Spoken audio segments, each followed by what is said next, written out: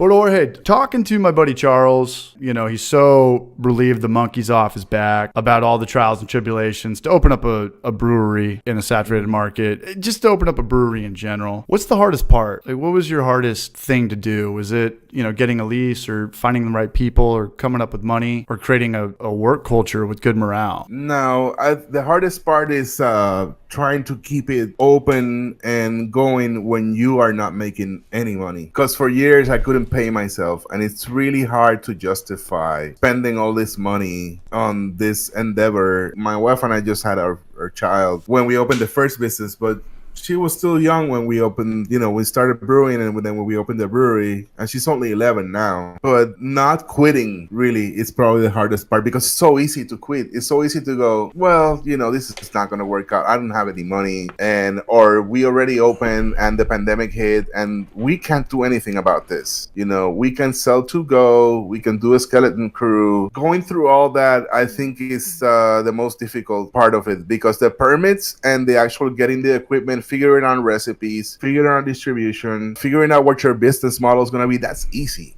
If you know your market, that's easy. If you know where you are, your location, the people that your target, who more or less is going to come to your tap room. And if you create the atmosphere that attracts those people to your tap room, that's easy. That's not, that's something that we all know how to do, really. If you really think about it, it's like everyone who brews beer knows more or less what kind of environment they like to, have when somebody comes over to drink it, and what kind of experience you want to give them. So the hardest part for me has been the first 4 or 5 years, and then the pandemic, to actually not know if you're not going to be able to actually push through, because you do have something that's successful, but it's just too expensive, or you don't have enough people to actually make it happen. How close were you to shutting down? Let's see. Well, we did. The thing was that it was many different things that happened in a row, because we had the hurricane and that shut us down for a month and a half. Yeah. And then we had in late 2019, we had the seismic sequence and a bunch of earthquakes hit. And there was a really big one on January 6th, January 5th